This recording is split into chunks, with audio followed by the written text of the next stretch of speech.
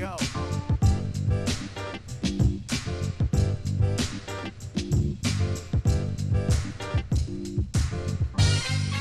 17 Again. 17 Again was a movie from a couple years ago with Zac Efron and Matthew Perry. Good movie like Mr. Destiny, Miracle on 34th Street. I think it's sort of like that. Someone wants to be something they weren't, go back to be what they could be, then they are, then they're not. 17 Again is the nothing personal word of the day for Wednesday, the last day before the Major League Baseball season commences on Thursday, April 1st. But that's not why 17 Again is the word of the day. 17 Again. Oh my God, Coca, that shouldn't be the word of the day. It should just be 17. But I'm always thinking about movies. I'm talking about the NFL, big announcement, been speculated forever, and it was finally made official. 16 games aren't enough for you? A 9-7 season feels mediocre? How about a 9-8 season?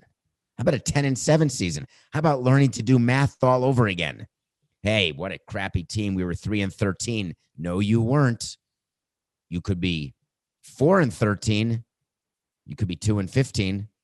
The NFL's going to 17 games, and everybody's happy. Well, hold on. Who's happy? Let's go down the list of people and organizations happy that the NFL is playing 17 games in the regular season starting next year. Let's start with NFL owners. Yes, please. Let's start with CBS, Fox, all the other broadcast partners. Yes, please. Let's talk about corporate sponsors. Yes, please. Let's talk about season ticket holders. Let's get back to them. Let's talk about players. Let's get back to them too. All right, we're back to them. What happened here? How did this all of a sudden out of nowhere, NFL this offseason, it's been one announcement after another. There's been like 19 announcements. Number one, we have new TV deals. Billions of dollars, $110 billion. Number two, we have a new collective bargaining agreement. We have long-term labor peace. Hip, hip, hooray. Number three, we have the right to go to a 17-game season. We don't know whether we're going to do it. We're going to study. Roger Goodell was big into that. And he talked about it in his statement, which we're going to talk about too. He said, we're going to study everything and see if it makes sense to go to 17 games. Well, we should have known that he meant CENTS, not SENSE. So the players got railroaded, right? That's what the talking heads are saying. That's what the discussion is. Players lose again. Weak union loses again. Smith, bad union leader. Players get railroaded. Nope. So when you sit down and do a collective bargaining agreement, there's certain things that you know are going to happen in that agreement, certain points that you are going to lose, and therefore you start looking. You guys are experienced in this right now because we've talked about CBAs and CBA negotiation, and believe me, there will be more when baseball starts its negotiations after the season. But you have your list of things that you know you're not going to get. You have your list of things that you want, that you have a chance to get. You have your list of things that you want and you think that you will not get, so it's below 50%. And you do that same list for what the other side wants and what the other side knows it's going to get, what the other side knows it needs to get. NFL did not need 17 games. That was not on the need column. It was a want column because they were in the middle of negotiating with the broadcast partners for an extension, and they knew that mathematics works the following. When you offer broadcasters 17 weeks of a regular season, 16 games per team plus a bye week, you're going to get X dollars. But if you offer 17 games in an 18-week regular season, you are going to get X plus dollars. You know, for every dollar you get, you are going to share part of that dollar with the players. You know that. The NFL has a salary cap. They have a revenue sharing system. Football-related income gets shared. TV revenue counts as that, national TV revenue, because there really is no local TV revenue. So you know for every dollar increase you get, you're sharing 48 cents of it. No problem. Why wouldn't you get an extra dollar in revenue. Even though you're not getting the entire dollar, you're still getting 52 cents more. So of course you're going to do it. Where else are you making more money if you're the NFL owners? Well, for all you season ticket holders out there in New York or in Kansas City or in Jacksonville, if you take a look at your invoice when you receive it for the 2021 season, let's say there are 2 home preseason games and 8 regular season games, and you pay $50 for your ticket, you get an invoice for $500. 8 regular season games plus the 2 preseason games, which they charge full freight for, which I always found to be questionable at best, except you can't get the regular season ticket if you don't take the preseason. It's not like that. The reason teams do that, of course, is obvious, because if you gave a customer a choice to buy preseason games, they would say, thank you, but I'll take a hard pass. No, they're going to get you. So now you're going to look at your invoice and you're going to see, ooh, why is my invoice now $550? Oh, we've got 9 home games plus 2 preseason games. That's 11. Yes, add that up for all season tickets, then add up the individual tickets for that extra home game. Even though I believe the way it'll work with scheduling is every team will have an extra home game every other year. So it's like a half a home game per year. It's like that leap year thing we talked about. Were we doing a show, Coke, on leap year where we said that happy 365 and a quarter day? Because the earth revolves around the sun every 365 and a quarter days. But instead of adding a quarter day every year, you just add 1 day every 4 years. And then it all evens out in the end, sort of, assuming the world keeps going. So you really get an extra half a game every year, but it's only 1 game every other year. So fans have no choice. They're going to pay. Broadcasters are willing to pay more. Players are going to share in the money, but players got huge concessions with this 17th game. Huge. The first concession they got is related to practice time. Not as much practice time in pads. Not as many preseason games. Does that really matter? So what I want to mention to you is this. When you're Roger Goodell and you're trying to have a relationship with your union, and you're trying to keep peace, even though there is no reason for peace, given the fact that you've got a labor deal, although it's always easier to get along with your union, even though you can't always, but it's better always to get along. Roger Goodell decided that he was going to release a statement, and this statement made me smile. What we're looking to do here is taking the data, and actually the data. When you say that in a statement, just a quick note for Roger. When you say you're going to take the data, then you say and actually the data, as opposed to actually the data you make up, or not actually all the data, just part of the data that helps you with your argument. Just don't even say actually the data. We're going to take the data. Leave it up to people to say, hey, what data? Did you take the right data? Did you take all the data? Some data? Did you take data from a source? It's like economic impact of all-star games and World Series and ballparks and sports teams. You can find whatever data you want. You can pay whoever you want to give you whatever number you want. Anyway, I digress. The actual data is the highest rate of injuries is actually in a preseason game or even our practices. What we're actually doing is actually following the data. It's a lot of actuallys. Following the science. It's good to say that right now, right? Because during this time of COVID, you want to say we're following the science. We're following it right into the grave. No, you should follow science. It's just funny to say. We want to make sure that we're doing things both from a health and safety standpoint, as well as seeking always to get better in every way.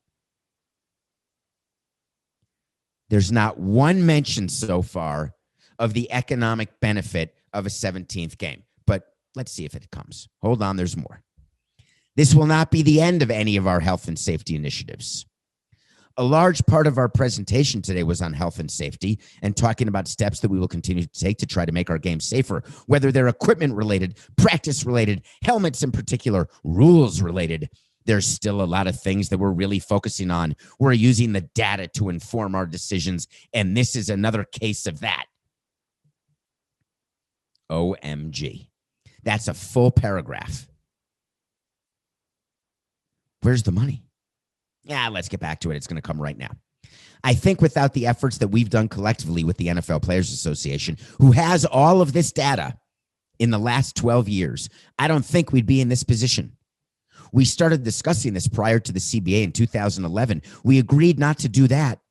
In fact, we made some other changes in that agreement not to be able to do that without the concurrence of the NFLPA and our players.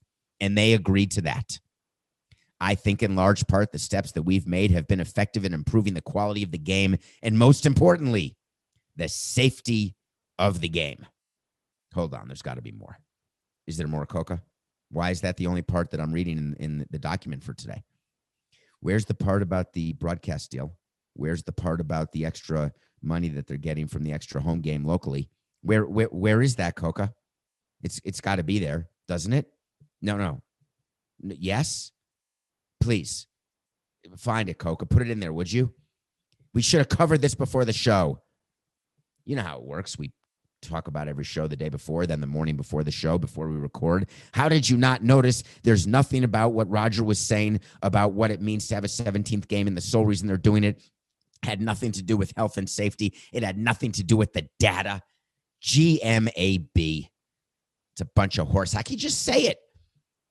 We wanted an extra game because we laid the groundwork for this for the last 10 years, because when you look at teams and when you look at the ability to increase revenue, one of the ways to increase revenue when you've got demand is to give more supply. And the NFL has an excess of demand on the broadcast side.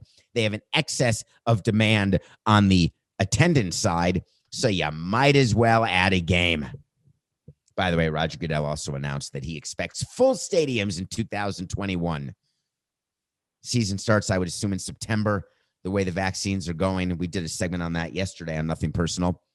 The way vaccines are going, I would expect there may require a vaccine, proof of vaccine. I wonder if the future, Coke, I was just thinking about this, actually literally, so we didn't stop saying literally, David.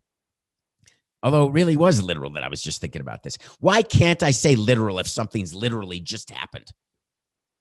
I wonder whether parties are going to be like weddings or games or airplanes or restaurants, if you'll have to show proof of vaccine.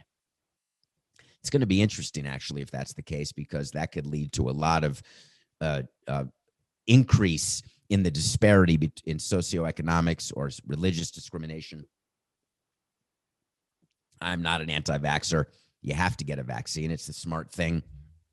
I think when you go to school, when I went to school, I had to have a bunch of vaccines. When I went on Survivor, I got this yellow vaccine card. They gave me every vaccine under the sun. Everything. It's just liability, right? I think it's going to be the case where fans are going to have to be vaccinated.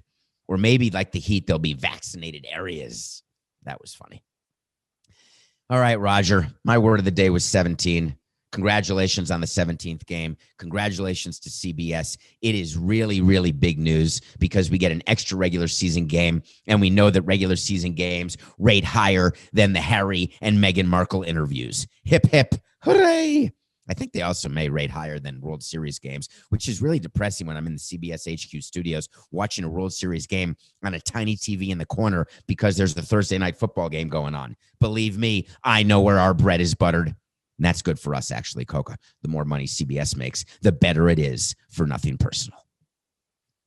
So the NFL announced the 17 games, except one of their star players also made news yesterday. It can't get out of the news. It's the lead story every day. We keep doing updates, but we have to do another one. I feel as though I want to follow the Deshaun Watson story, partly because I feel a sense of a regret over two words of the day when I had frivolous as the word of the day regarding the Deshaun Watson lawsuits, when there was a rumor of the 3 or 5 or 6 lawsuits. We're now up to 19 lawsuits, plus a anonymous woman named Mary. That's not her name. She changed her name for purposes of the story, where she told the story. She's not a plaintiff because Tony Busby, the lawyer, tried to hire her as a client, and she passed. So she's got her own lawyer now, but she hasn't filed anything. but she told a very similar story. All the stories are basically the same. Deshaun Watson is a serial massage getter. We have on staff, when you run a team, one of your employees, you have masseuses on staff because players need sports massages. And those are the ones that they go deep and they really hurt, and there's no pleasure at all. Believe me, there is no pleasure at all when you have a sports massage done the right way. It's not a Swedish massage. It's not a little rubby-dub-dub. It is right deep down into the muscles. I would get a few of those while training for marathons, and I hated them, but they're really good for getting rid of the lactic acid. And that's actually what is hurting when the lactic acid is coming out of your nostrils or whatever happens. But masseuses are professional lactic acid reducers, and they're professional pressure point finders. And it's very good when you've got a body that is doing things that it shouldn't necessarily be doing, like throwing 90 miles an hour, like getting hit at full speed, even though you're wearing these great new helmets, which the data said are going to protect us from concussions, or when you're trying to run a bunch of marathons and you're an old man. But Deshaun Watson apparently gets a lot of massages, not a lot of sports massages, and he gets them for a long time. One of the lawsuits claims that, or maybe it was Mary, said that it was a 2.5-hour massage. I've never heard of such a thing. That's a 60, 120, 100, and how's my math doing? I got enough fingers and toes. 60, 120, 150, 150-minute massage. So I am not in any way making light of these allegations at all. It is a concern. As a matter of fact, the GM of the Houston Coca, I am blanking. Oh my God. Today must be Pizza Wednesday and I haven't had pizza. What is the name of the Houston team? The Houston Texans. Oh my. Please forgive me. My name is David Samson. I was born on February 26, 1968. I've done my share of things that may have eliminated from brain cells from time to time. But one of the things that happens as I get older is I can't necessarily, does this happen to any of you where you have a word right here, the tip of your tongue, and you just can't remember something? We are the Houston Texans. Wait, that wasn't the song. That was the Dan Pastorini-led Houston Oilers. Anyway, Nick Caserio is the new GM. Remember that Deshaun Watson wanted to say who the new GM was, who the new coach was, and he didn't get a say. As a matter of fact, the people he wanted weren't hired, and Deshaun Watson demanded a trade. Where was he going to get traded? They weren't going to trade him. They said they're never going to trade him. We said he may sit out, but he's not going to sit out because then he's going to lose money because they can start fining him. Why would you trade the third best quarterback in the NFL? Well, you need a haul bigger than Matthew Stafford, yada, yada, yada, yada. So the GM finally had to say something. The coach hasn't said a word. The team hasn't said a word from the beginning, except when they said in the beginning, we are going to cooperate with the NFL and whatever investigation they're going to do. You can't really do anything right now. It's way too early. There's been no criminal investigation started. No grand jury's been convened. But the GM admitted it is troubling. The GM said we cannot condone this type of behavior, this type of treatment. He did not acknowledge that this happened because man's innocent until proven guilty in a court of law when it's criminal. But the fact is the NFL has a problem because one of the faces of their league is Deshaun Watson. By the way, if the player were not Deshaun Watson, who had 19 suits filed against him and he were number 69 on the offensive line, guess what? That player would have been released so fast your head would spin, like a Linda Blair type spin. But the Texans are not cutting Deshaun Watson. Deshaun Watson hired Rusty Hardin, and Rusty Hardin has, when you're hired as a lawyer in a situation like this, you really have to be very careful what you say. Because you cannot say something that is going to come back to haunt you. You can't say, I unequivocally stand by my client. He did not do any of this. You never say that. You don't even ask the client whether he did it because you don't even want to know whether he did it. You just don't say anything that doesn't leave you room to say something different in front of a jury when the time comes to go in front of a jury, or to make sure that you say in front of a judge if it's bench trial, or to make sure that you can say in the media when the time is right to meet the media, because you never want to say something, never want to say something that you can't walk back. Now, when I say never, I always acknowledge that you never say never.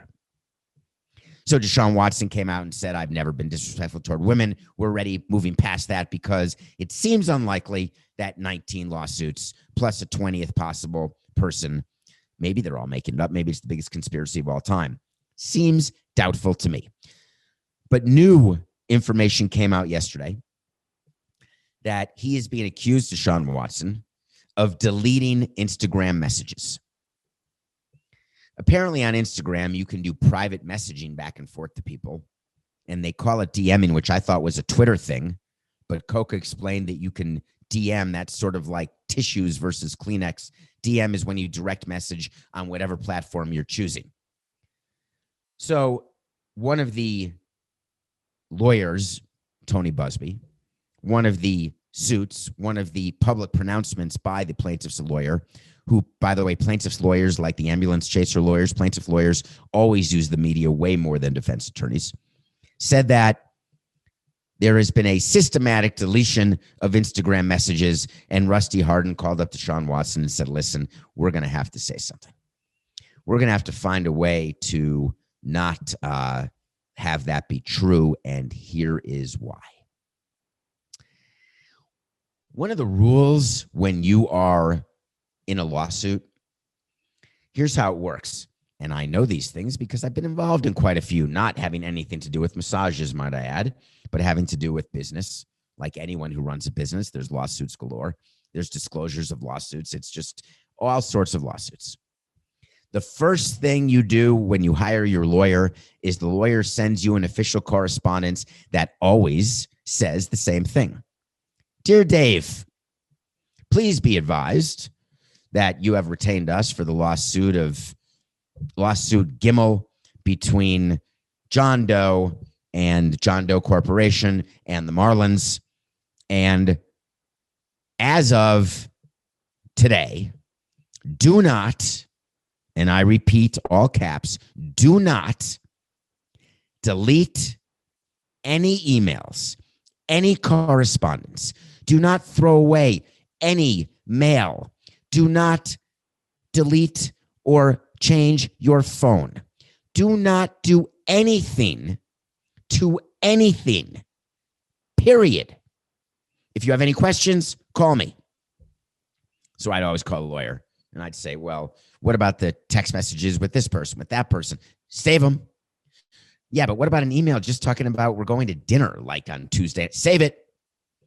What about an email to Michael Hill talking about acquiring a player? Save it. That has nothing to do with the lawsuit. Save it. The rule is simple. Save it. Don't delete it. Why? There's something called discovery in lawsuits. Discovery is a process that is agreed upon between the plaintiff and the defendant in any sort of civil or criminal suit. The judge basically will give you the rules of discovery, and the rules will say what needs to be shown to the other side so the other side can either defend itself or can get the proof needed to prove its case with the preponderance of the evidence or beyond a reasonable doubt, whatever the category is, whether it's criminal or civil. Discovery is the system, just like it sounds, where you discover things that you may not have known. And if it is discovered that you screwed around with discovery, you are in trouble. You have violated the law. You have put yourself in a position where the jury or the judge is going to say, why would he be deleting Instagram messages or tweets? Or why would he be deleting pictures? Or why would he be throwing mail away? Or why would he be getting rid of email? By the way, just a little hint, even when you hit delete, it's not deleted, but we'll get back to that. Not today because it's not part of the show, but just keep that in mind. So Rusty Hardin said to himself, the defense attorney, Rutrow, we got to make another statement. This is not good. All right, here's what we're going to say. We're going to say, like a lot of people, it's important. We want to say that Deshaun Watson is not acting as though he's in the middle of getting sued by 19 women over inappropriate touching at a massage or making women uncomfortable and being a sexual predator. We're going to say, like a lot of people, Deshaun regularly deletes past Instagram messages. Okay. I don't think we're going to get an argument about that. What kind of messages do you all delete? Just ask yourself. You delete messages that you prefer people not to see, right? You delete messages that if were seen, that would put you in a compromising position or you'd be embarrassed, right? It's called cleaning up your social media account before you apply for a job out of college. It's called cleaning up your phone whenever you go home, whatever the case may be. That said, Rusty continued, he has not deleted any messages since March 15th, the day before the first lawsuit was filed. Wow. Interesting. Did he know the lawsuit was going to be filed? All he knew is there was a rumor because Tony Busby came out and said that there could be a lawsuit filed. I can't believe that Rusty Hardin, one of the greatest defense attorneys of all time, made the mistake of saying that it was March 15th, the day before the first lawsuit was filed. The law says it's after the first lawsuit's filed. It's when you get notice of the lawsuit. If you remember, Deshaun Watson came out and said, I haven't seen any lawsuit. All I have is some attorney saying that there's going to be lawsuits filed. If I started deleting stuff with someone threatening a lawsuit to me, my entire hard drive would always be empty. But he said the day before. Okay, thank you. That's very well put. Why did he say that? Because he wants to make sure he doesn't violate the law. However, it's still not a good look for the jury that you deleted everything prior to March 15th. But okay, let's continue. We categorically deny. When lawyers use the word categorically, you're taught that in law school because you want to make it a blanket denial. You want to make sure that everyone understands you're denying everything that took place, not some of the things that were said or some of the things that people say happened. You want to say, we deny everything. And so you learn in like first year of law school, the word is categorically. That means in every category, no matter what's said about anything. Do you know that today is March 31st? We categorically deny that. Do you know that the sun is shining brightly? Nope, we deny that. We categorically deny that he has reached out directly to his accusers in an attempt to settle these cases. That is such lawyer speak. Why did he use the word directly? We categorically deny that he has reached out directly. Do you know what we used to call that in baseball? We would do this to the owner all the time. Plausible deniability. We're not going to tell you stuff that's going on because if you're ever asked about it, all you have to do is say, how the hell do I know? Well, you're the owner of the team. Yeah, but I don't know what the hell goes on with that kind of stuff. Plausible deniability. You really think that somebody reached out to settle a lawsuit, put an amount of money on the table, and Deshaun Watson was not told that was going to happen and was not told what the amount was? Do you really think that? Well, I have a surprise for you. Of course he knew, but Rusty Hardin didn't lie when he said Deshaun Watson did not reach out directly. That made me laugh. That is pretty good. He then went on to talk about the opposing counsel and all of his statements about money. It's about money? This is about money?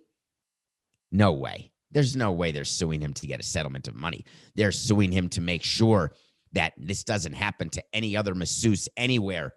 They're suing him to make sure that women are finally treated correctly. And if there is a financial settlement that comes with it, that'd be great. Okay. I think we got to go to break. Let's change it up. We're going to review a movie that just came out. It's not really it's a movie that has to be discussed. It just has to be. And then we are going to get to some MLB, baby. We are getting to some MLB. We'll be right back. Welcome back to Nothing Personal. My name is David Samson. Thank you very much for downloading, following. When do I stop saying subscribing, Coca? Now? I used to say thank you for downloading and subscribing because there was a purple button that said subscribe, whether you're on Apple or Twitcher or Stitcher or wherever you get your podcast, Spotify.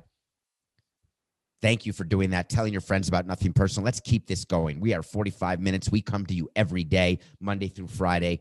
Maybe we'll take a day off here and there, but I hate taking days off because there's so much to talk about every day. You can watch us on YouTube at Nothing Personal with David Samson. Be a subscriber. We watch a movie every day. I watched on Netflix something called Seaspiracy. And I wanted to talk about it for a minute because it bothered me. And I happened to watch it the day after I had an amazing sushi meal. And I love sushi. I started eating sushi forever ago. And I love good sushi. I love mediocre sushi. I love going to Japan and eating sushi with Ichiro. I love going to the corner store and eating sushi out of a box at Publix. I just love eating sushi because I get to say it's raw fish and it's healthy. And I've always dreamt of maybe becoming Ari Gold one day. Is there any chance people get the Ari Gold reference, Coca? Anybody? It's too good not to go through. Ari Gold was played by an actor who I love named Jeremy Piven.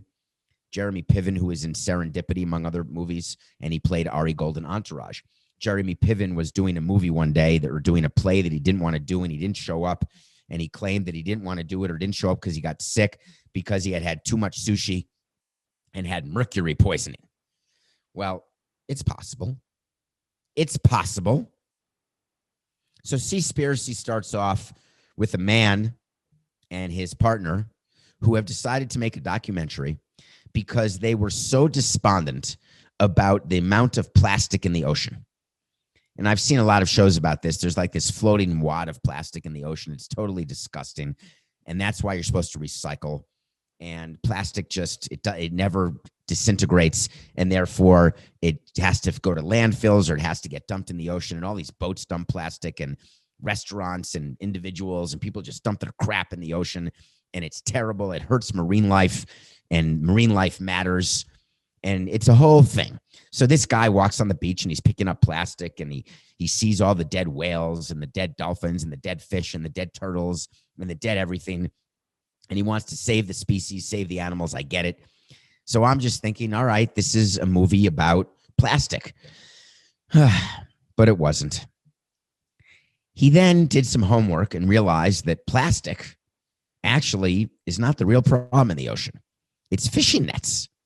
Fishing nets kill more sea life than the plastic that's floating around because you always see the whales that wash up on shore and they're dead and they open their stomachs and out comes. Remember when Jaws came out and the shark would come out and they'd open it and all the cans would come out and all the plastic and all the crap? Well, that actually happens when whales are beached. You know, they've basically eaten a 24-pack of water and a few Cokes or Pepsis, depending on who's sponsoring Nothing Personal at the moment. Actually, neither. So it's cola.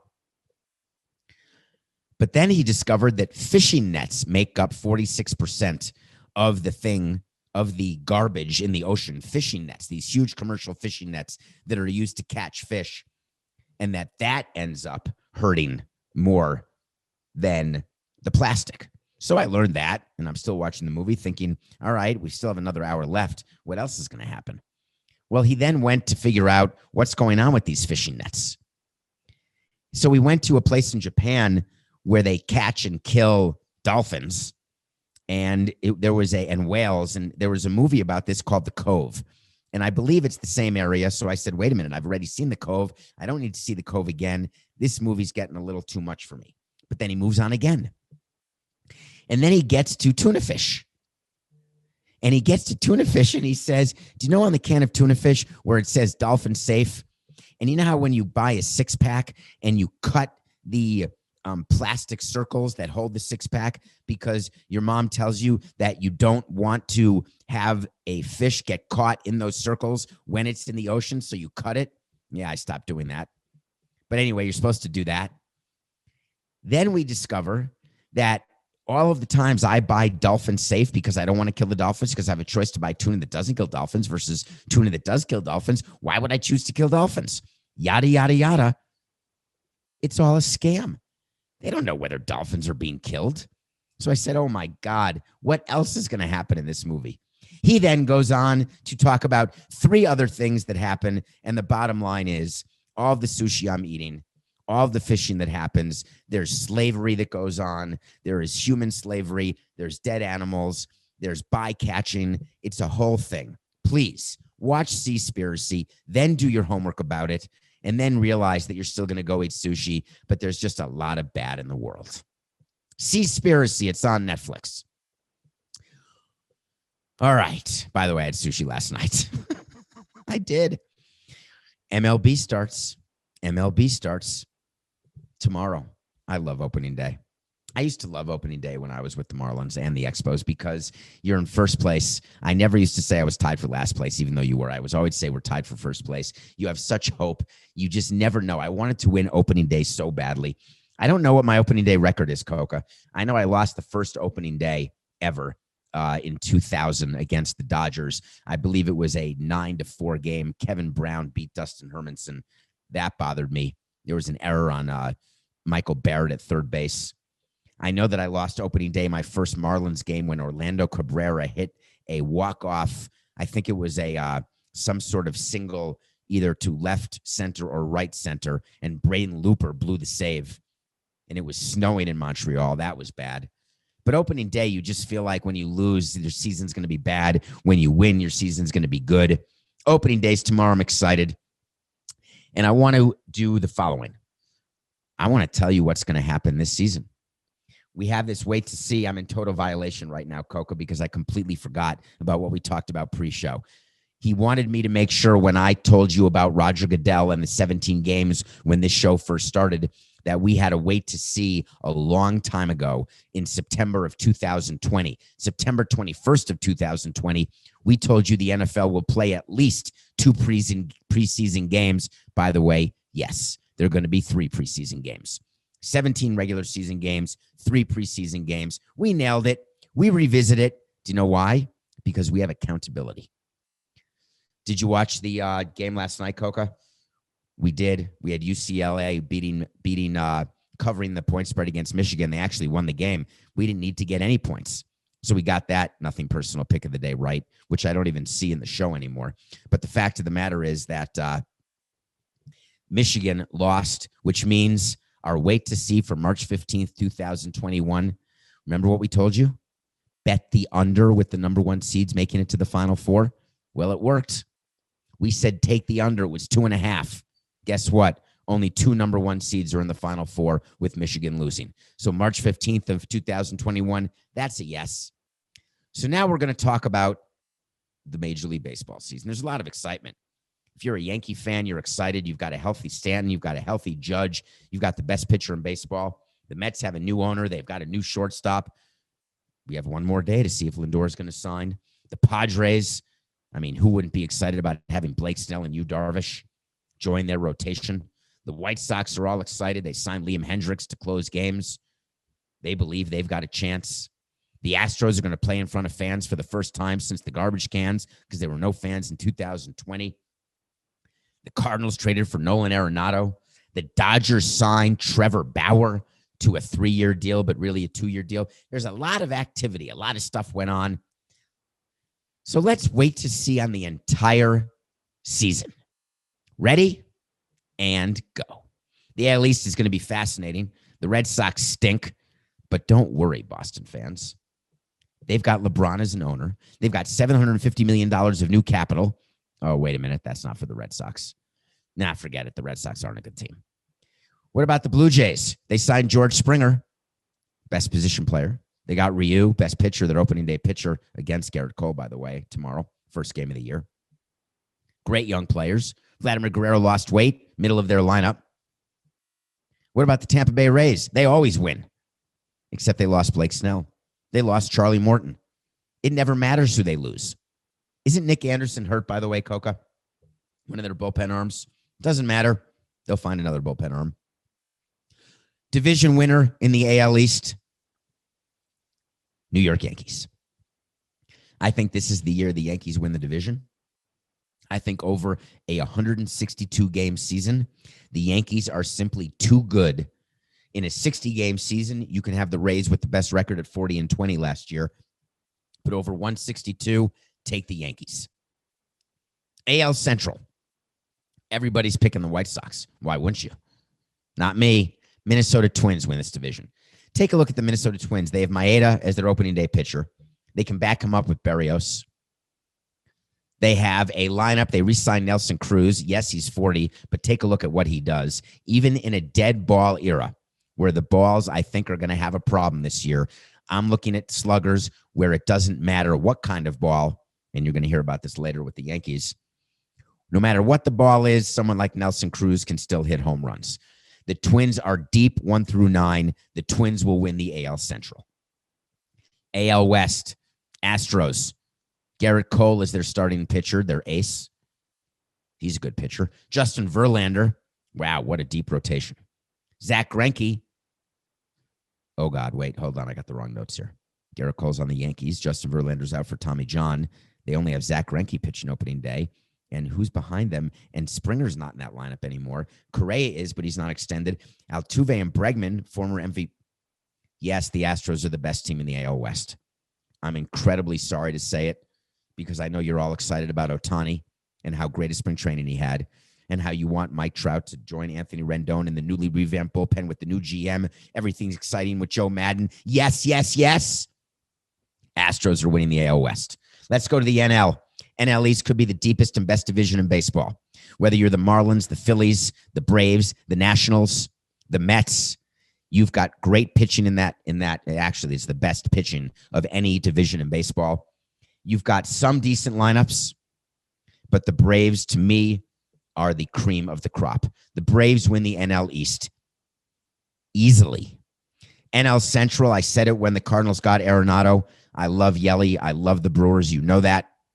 But in the NL Central, it's going to be the Cardinals. The Cubs don't have a chance, so it's just about the Cardinals. NL West, Dodgers, Padres. Come on, San Diego. Really? Really? I mean, you're good. You've got Machado. You've got Tatis. You just signed Tatis. Everyone's all super happy. You improved your rotation. You improved your bullpen. You got some problems. Nope, Dodgers. All right, who wins the wild card? In the AL, the next best teams are the White Sox and the Rays. The White Sox will play the Rays in the wild card game. In the National League, this is where we have a problem. I've got the Padres winning the wild card, playing the Nationals. When I look at the Nationals team with Scherzer, Strasburg, Corbin, I still believe that rotation, however aged they are, and they're not spring chickens, when you've got Juan Soto on your team, who is likely the best player in baseball, I don't know if he's the MVP winner, but the best player in baseball, I see the Nationals winning the wild card, which means the Mets will not make the playoffs. I know that's disappointing. The Mets have 3 to 5 years to win a World Series. Don't lose your mind. It's going to be okay, but just not this year. All right, who's going to be in the World Series? After 12 years, there will be joy in the Bronx. The Yankees are going to win the pennant, and they're not going to have a repeat of the 1970. When did they play the Dodgers in the World Series? Was that 77? It's not Yankees-Dodgers. There's going to be an upset in the National League. The Dodgers will not repeat. It's going to be the Braves. When you look at the Braves and they have Fried, they have Soroka, they have Anderson, they've got Freeman anchoring a lineup with Albies and Ozuna and Acuna and d'Arnaud and on. Braves, Yankees in the World Series. Who's my World Series pick? On your marks, get set. The Atlanta Braves. Freddie Freeman will win a World Series for the first time in his career. And he will do it with the MVP of the National League. Back-to-back MVPs for the Atlanta Braves. Freddie Freeman won it last year. I've got Acuna winning the MVP this year. You're sleeping on this guy because he signed the deal for $100 million. You thought it was a joke. Why did he take that deal? You're all excited about these new great big signings. You've got Betts and you've got Lindor maybe. You've got Tatis. Acuna is the best player in the National League. What about the AL? It is going to be the first time, and I'm making this up because I don't have the stat. Has there ever been a World Series with the MVP of each league playing in the World Series against each other? It's going to be Stanton. Stanton's going to be healthy. And when you talk about a healthy Stanton, you talk about him in 2017 with the Miami Marlins, my last year there when he won MVP. He's going to have that type of year because whatever they did to the ball, Giancarlo can crush it. He's going to hit 50-plus home runs. He's going to give you 155 games. Giancarlo Stanton will be the MVP of the American League. What about Cy Young? Cy Young is going to be Garrett Cole in the American League. There's just no one close to him. I'm worried about Bieber with Cleveland, who won it last year. I'm worried because Cleveland's not as good a team. I'm worried that Bieber will not be able to have the type of season over 32 starts that he had in 2020, over 10 or 11 or 12 starts. But I assure you, Garrett Cole is going to be dominant. In the National League, Jacob deGrom. It's going to be very depressing for Mets fans watching the best pitcher in baseball win his third Cy Young in 4 years on a team that underperforms. But Jacob deGrom every 5 days will give you reason to hope and love. I've got deGrom winning the Cy Young. What about some surprise teams? I've got the A's ahead of the Angels in the American League West. The Oakland A's, if you look at their record over the past 2-3 years, they're always one of the best teams. They lose players. They lost Marcus Semien to the Blue Jays. They lose players every single year. It doesn't matter. They're like the Rays. They find a way. I don't know that they make the playoffs this year. I didn't pick them to make the playoffs because the playoffs aren't expanded, but the A's will finish ahead of the Angels. Surprise team in the National League. How about the Marlins? The Marlins have a rotation of 25-year-olds. I think their oldest pitcher is 25. Every 5 days, every day they have someone coming at you. They've got Sixto Sanchez, who's going to miss the first run through the rotation, but he may be one of the top pitchers in baseball, could easily win Rookie of the Year. The Marlins offense is mediocre at best, but the surprise is that the Marlins will not finish in last place in the National League East. The Phillies will. I am down on the Phillies. This is Bryce Harper's third season in Philadelphia. They tried to improve their bullpen. They've got Nola and Wheeler going back-to-back in their rotation. They brought in Archie Bradley. They re-signed JT Realmuto. They re-signed Didi Gregorius. You know what? There's just something about that team with Bryce Harper. The Marlins will finish ahead of the Phillies this season in over 162 games. Believe me, that will be a surprise. Now, I know that you guys thought on today's show that I was going to talk about the Marlins naming rights deal. I know that because they signed one. So you said, I'm tuning into this show because I want to hear what Samson has to say about Lone Depot Park. But you're just going to have to wait another day. And I assure you, it'll be just business. This is nothing personal.